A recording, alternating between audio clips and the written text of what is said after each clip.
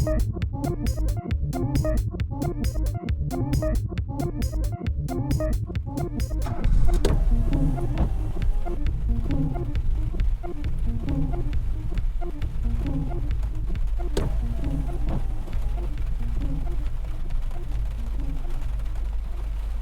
attraction, if it can be called such a thing, having many qualities far beyond that of sightseeing or theme park rides.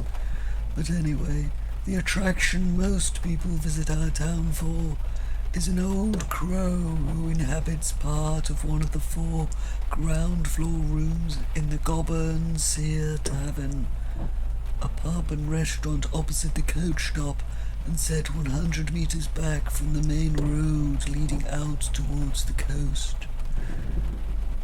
Yet these are not tourists who arrive here to snap and add another little tick to an inconsequential checklist, but seekers who learn of this place only by an unobtrusive whisper in the ear or an anonymous tip-off scribbled on a scrap of paper slipped among their junk mail by an enthusiast who may have just overheard a fraction of a conversation in passing, a hint at their circumstances, or merely noted a recognizable quality within their voice, a familiarity that lends itself to such a prompting, and the recommendation in turn chimes for the individual who is prompted, reactivates a faculty that allows a long-forgotten, unbroken tone that has until that point resonated with discretion backstage,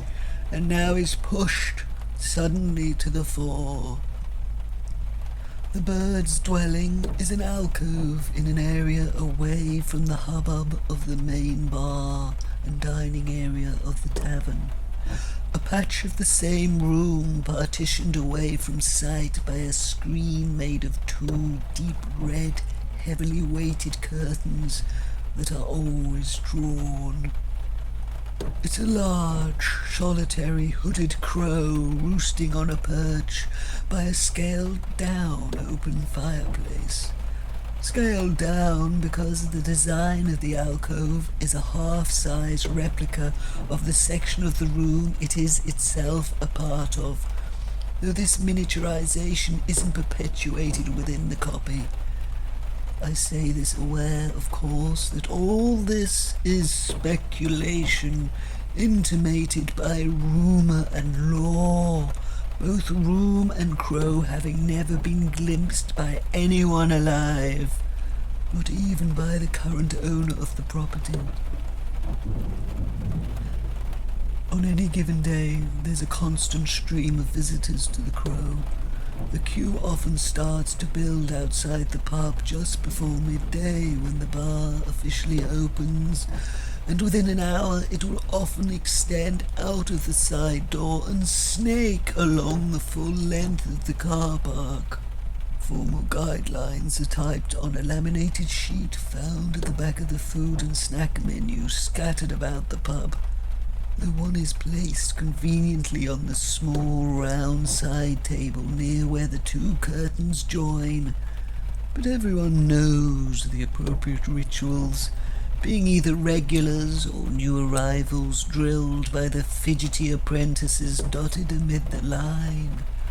So people tend to order crisps or a couple of sides while they wait, and though the drinking of alcohol is not permitted before going in, a free beverage is usually offered when coming out, a necessity clothed as courtesy.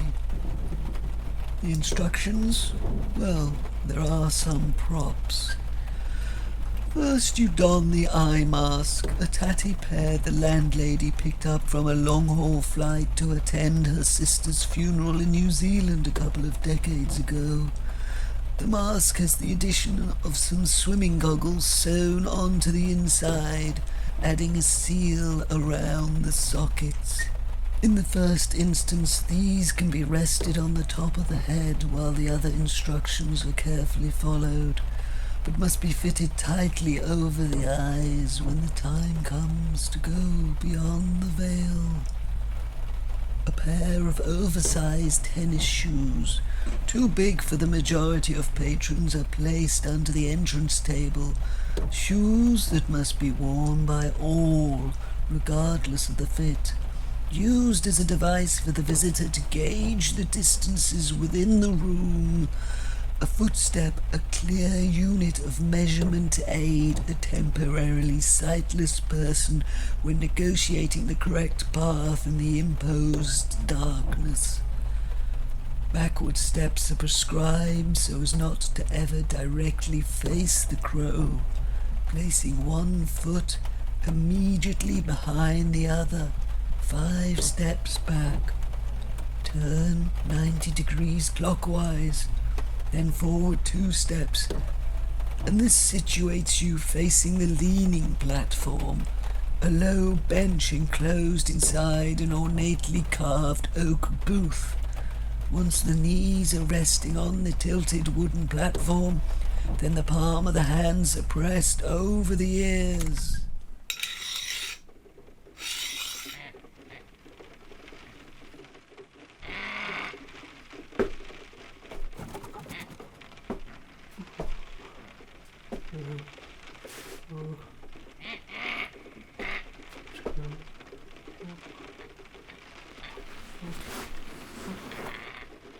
With my eyes closed and my ears covered.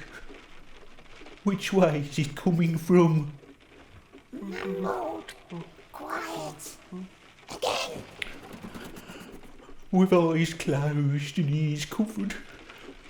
Which way is it coming from? An appeal to a subtle sense. With no eyes to close and no ears to cover. Which way? Abandon breath, that imperceptible breeze. Watch out back to Birmingham.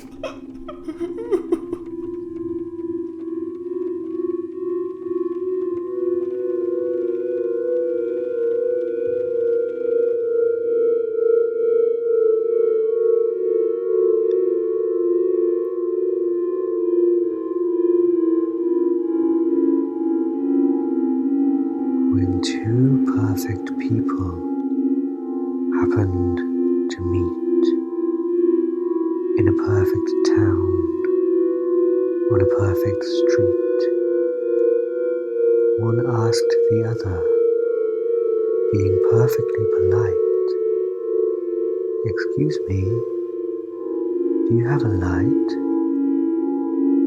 "I'm sorry, I don't smoke," came the reply. "Oh, that's okay," the first one said, "because neither do I." And so as each perfect person went on their way, they both smiled to themselves, for it was going to be another perfect day.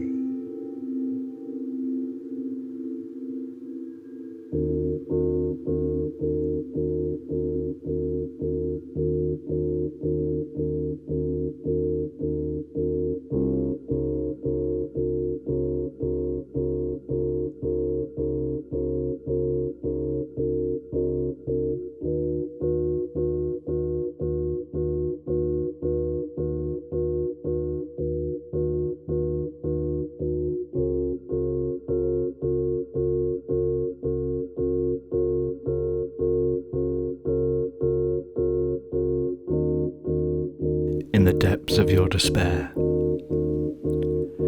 in the lowest fathoms of your withering misery, know that there is a light at the end of the tunnel. And though the tunnel may be long, hundreds, even thousands of miles, and though it may be cold, freezing, down in the -40s, and though the tunnel may be damp, wet, flooded with thick putrescent sludge, know that there really is still light at the end. though it may be a dim, indiscernible pinprick, lost in the bleak, omnivorous darkness, know that it is there. And though the way may be slow, arduous, oppressive, and wearying, and though the flesh may come away at your heel, your gangrenous toes be gnawed at by rats, though your hair may fall out, and the raw skin beneath it turn to scab and painfully flake away, and the non-scabbed flesh may erupt in agonizing boils, and infected buboes may swell at the base of your neck, inhibiting your breathing, causing you to periodically pass out, only to wake moments later, gagging on the tunnel's feculent slime. And thus your gums may succumb to a ravaging fungus, and the teeth may splinter and rot away. And though your nose and upper lip, numbed by frost, may be eaten from the inside by burrowing flesh worms, and your clothes may turn to rags, and your body become hunched and disfigured from the labours of your progress, know that there is progress, there is movement, and there is light. Though you may not be able to see it now, due to the months of retinal understimulation, not to mention that large corneal ulcer on the right eye, the result of a bacterial infection from the tunnel's putrid effluent. Know that the light is still there, and slowly, slow as the movement of the hour hand to the mayfly, it's getting closer and closer.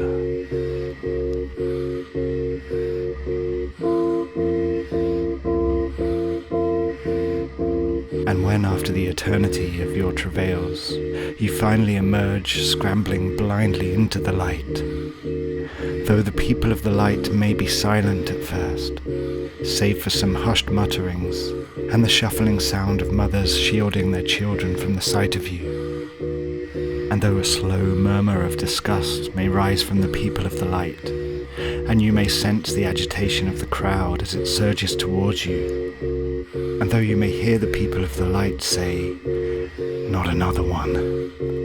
I thought we'd sealed up that bloody tunnel." And though you may feel hands pushing you and feet kicking you back down into the tunnel, and though you may find yourself once more face down in the tunnel's tainted silts, and though you may hear the door slam shut behind you, down in the depths of your despair, in the deepest fathoms of your withering misery, know that there is a light at the other end of the tunnel.